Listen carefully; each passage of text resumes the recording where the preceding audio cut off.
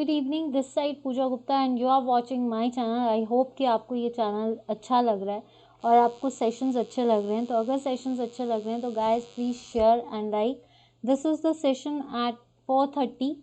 ठीक है, आपका जो ये सेशन है, आपको पता है 3 से 4 आपका साइंस है, तो 4 से 4:30 बजे जो है मैंने ये सेशन शुरू किया है, 4:30 बजे तक होगा। ज़्यादा बड़ा सेशन नहीं है, सिर्फ 15-20 मिनट्स का सेशन है, but this is basically environmental science questions. तो चलिए शुरू करते हैं।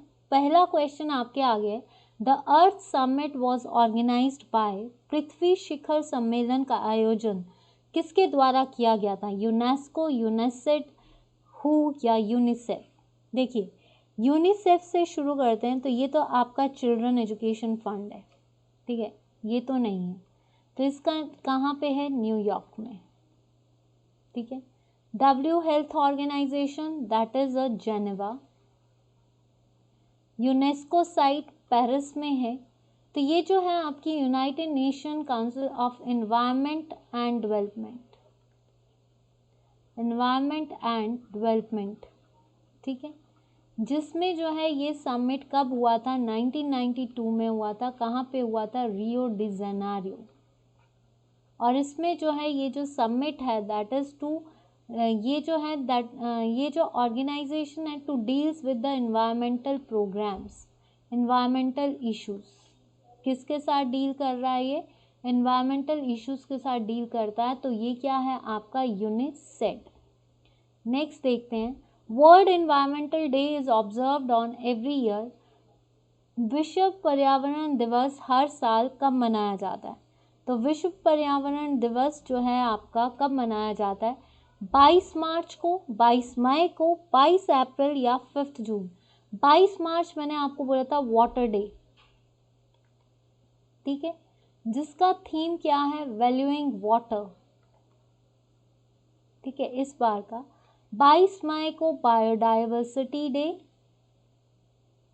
जो कि आपका क्या है? Biodiversity is important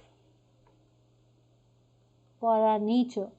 22 April earth, restore our planet, restore earth, ठीक है। तो आंसर इज 5 जून, जो कि क्या है? एनवायरमेंट डे है। और इसको इस बार किसके बेसिस पे, इसका जो थीम था दैट इज इकोसिस्टम रिस्टोरेशन, ठीक है। Next question, environment includes. Environment जो टर्म है, देखिए एक चीज़ मैं बता दूं, एनवायरमेंट टर्म जो है ये लेटिन वर्ड है, आपका लेटिन वर्ड, ठीक है, लेटिन वर्ड है जो कि किससे निकला है? आपका एनवायरन से, जिसका मतलब होता है सराउंडिंग्स। तो ये जो सराउंडिंग्स हैं, हमारी जो आसपास है, ये किससे कवर करती है? लिविंग कंपोनेंट से भी करती है और नॉन लिविंग से भी करती है। तो जो लिविंग कंपोनेंट्स है these are plants and animals, and non living is soil, आपका टेम्परेचर, रेनफॉल, आपके इनऑर्गेनिक कैम एलिमेंट्स। तो ये सारी चीज़ें जो हैं ये टोटल, इनको बोलते हैं बायोटिक, इनको बोलते हैं एबायोटिक। तो इसका मतलब bio means life, abiotic means जिसकी लाइफ नहीं होती। तो ये एनवायरनमेंट जो है वो आपका क्या लेता है? Abiotic and biotic. तो एबायोटिक में ही आपकी गैसेस भी आ जाती हैं, तो सबसे सही तरीका क्या है आपका? एबायोटिक।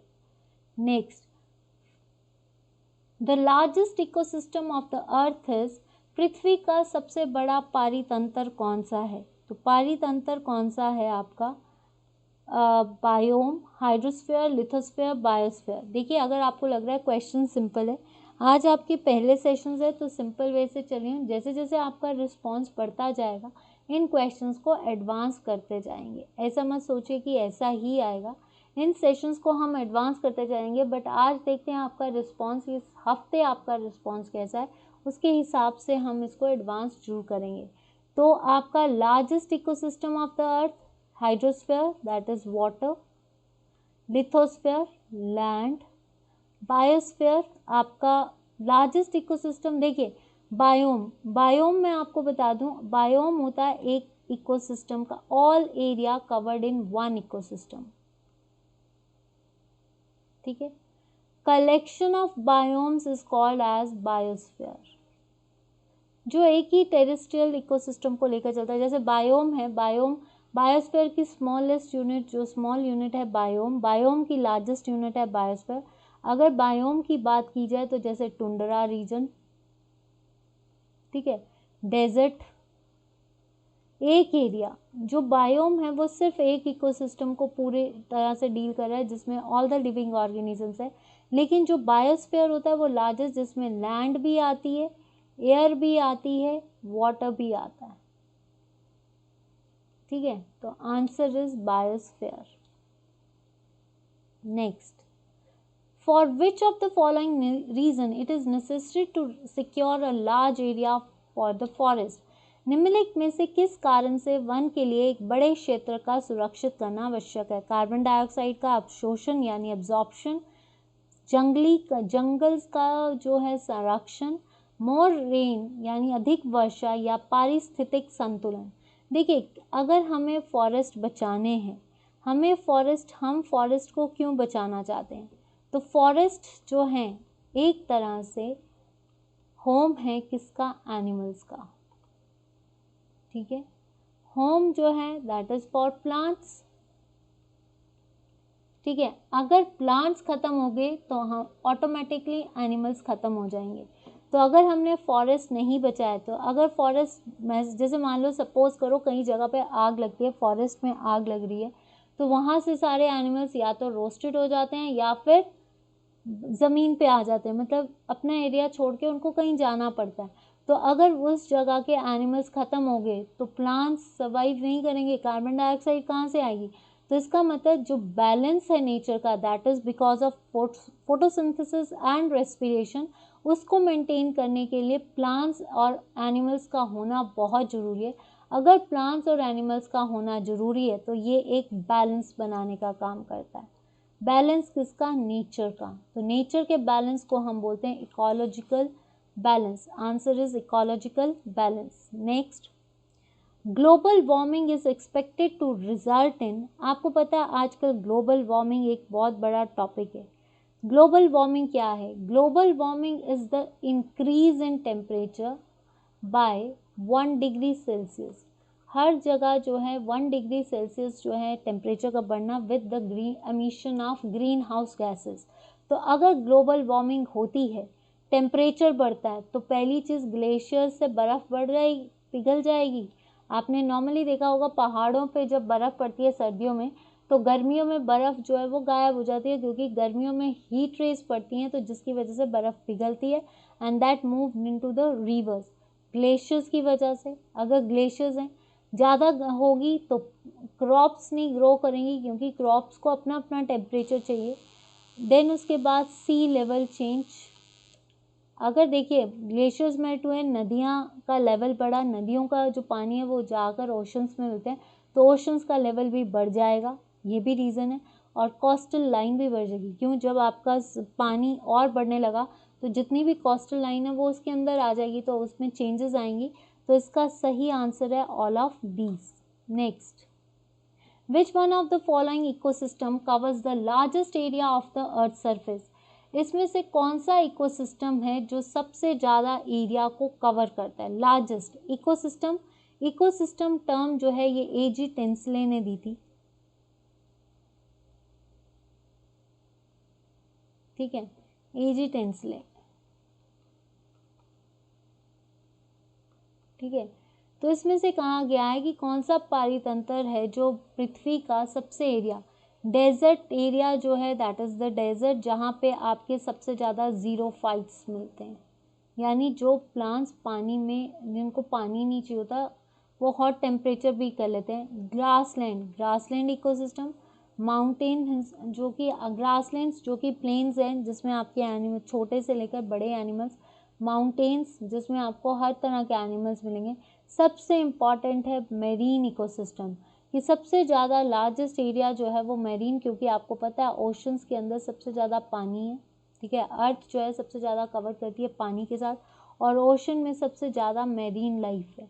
और अगर मेरीन लाइफ डिस्ट्रॉय होगी तो पानी जो है वो ऑटोमेटिकली पॉल्यूटेड हो जाएगा।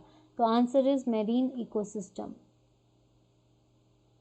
The phenomena of accumulation of non biodegradable pesticides in human beings, कि अगर ऐसा मानव में अजैव निम्नीकरण कीटनाशकों के संचय की घटना क्या कहलाती है?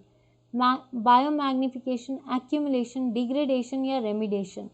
रेमिडेशन होता है that is to remove the pollutants. आपका जैसे इसमें बोल सकते हैं कि पॉल्यूटेंट्स जो कि इन्वायरमेंट में पॉल्यूटेंट्स हैं उनको रिमूव करना, to remove pollutants from environment, ठीक है, बाय ऑर्गेनिक सब्सटेंसेस, ठीक है। Biodegradation that is the breakdown of molecules. Bioaccumulation that is to accumulate the pesticides in our body. जैसे मान लो आपका कोई डीडीटी स्प्रे करता है, तो डीडीटी अगर मान लो कोई ह्यूमन बॉडी स्प्रे कर रही है तो वो अपने तक ही रखेगी, वो आगे ट्रांसफर नहीं करेगी, दैट इज एक्यूमुलेट करना। बायोमैग्निफिकेशन होता है कि ये जो कोई भी केमिकल अगर स्प्रे कर रहे हो, कुछ भी कर रहे हो, वो लोअर से हायर लेवल तक जो है परसिस्ट करेगा, that is called biomagnification. Biomagnification, मान लीजिए आपने डीडीटी स्प्रे की, आप तक रही देन एक्यूमुलेशन, लेकिन अगर डीडीटी आप स्प्रे कर रहे हो, यही डीडीटी किसी और के पास जाएगी, वही डीडीटी किसी और, तो एक चेन बनती गई, तो मैक्सिमम पॉल्यूशंस जो है इससे ही मैग्नीफाई होता रहेगा, हर फूड चेन में एंटर करता रहेगा। जैसे जैसे फूड चेन में एंटर करेगा इसका लेवल जो है बढ़ता जाएगा, उसको ख़त्म करना मुश्किल हो जाएगा, that is called biomagnification. BOD stands for, BOD क्या होता है? That is the amount of organic matter. Organic matter में से कितनी ऑक्सीजन निकलती है? तो आंसर इज आपका बायोलॉजिकल ऑक्सीजन डिमांड। ये क्या होती है? बायोटिक नहीं होती है, बायोलॉजिकल ऑक्सीजन डिक्रीज भी नहीं होती, बायोलॉजिकल ऑक्सीजन डिमांड। मतलब अगर ऑक्सीजन की कमी हो जाए तो उस ऑक्सीजन की कमी को पूरा करने के लिए क्या है? बायोलॉजिकल ऑक्सीजन डिमांड, ठीक है। Dash is the study that deals with the interaction of organisms with their environment. ऐसा अध्ययन बताइए जो पर्यावरण के साथ बातचीत से संबंधित ऑर्गेनिजम्स या बातचीत से संबंधित है। इटियोलॉजी, इटियोलॉजी जो होता है वो डिजीजेस होती हैं, मेडिसिन्स, जो भी बीमारी हो रही है उसकी मेडिसिन से डील करना, डिजीजेस से डील करना, ठीक है। Botany, plants, biology, life science, ecology होती है इन्वायरमेंट के साथ, तो आंसर इज आपका इकोलॉजी, ठीक है। इटियोलॉजी डिसीजेस का है, ठीक है। Next, the outermost zone of biosphere reserve is, देखिए बायोस्फीयर जोन के 3 पार्ट्स होते हैं, ठीक है। एक इस तरह से होता है, एक कोर, बफर और ट्रांजिशन जोन। ये माइन एंड बायोस्फीयर जो है ये 1972 में, इसमें जो बायोस्फीयर रिजर्व होता है इसमें मैक्सिमम जो है ऑर्गेनिजम्स को प्रोटेक्ट किया जाता है। इसमें जो है 3, जैसे कोर एरिया में कोई भी नो इंटरफेरेंसेस, ठीक है। बफर एरियाज फॉर रिसर्च, और जो आपका ये ट्रांजिशन एरिया है जिसमें फ्रीडम होती है, ह्यूमन सेटलमेंट्स भी होती हैं, कुछ भी होता है। तो जो आपका आउटर मोस्ट जोन है दैट इज, देखिए ये आपका ट्रांजिशन, ये बफर और ये आपका कोर रीजन है। इसी तरह तो आउटर मोस्ट जो होगा that is called manipulation. Core तो आपका सेंटर आ गया, बफर जो है that is the outer most layer of core, ठीक है। तो answer is manipulation. Acid rain, acid rain होती है अम्लीय वर्षा। आपको पता है अम्लीय वर्षा क्या होती है? बिकॉज ऑफ द पॉल्यूटेंट्स, जब वो एटमॉस्फेयर में जाते हैं, वो पॉल्यूटेंट्स जब एटमॉस्फेयर के साथ टकराते हैं तो एक तरह से बारिश होती है। तो इसमें जो एसिड रेन होता है उसका मेन कॉन्स्टिट्यूएंट क्या है? अमोनिया नहीं, कार्बन डाइऑक्साइड नहीं है, आपका कार्बन मोनोऑक्साइड भी नहीं है, दैट इज सल्फर डाइऑक्साइड। जो भी एसिड रेन होती है उसके ऑक्साइड्स ऑफ सल्फर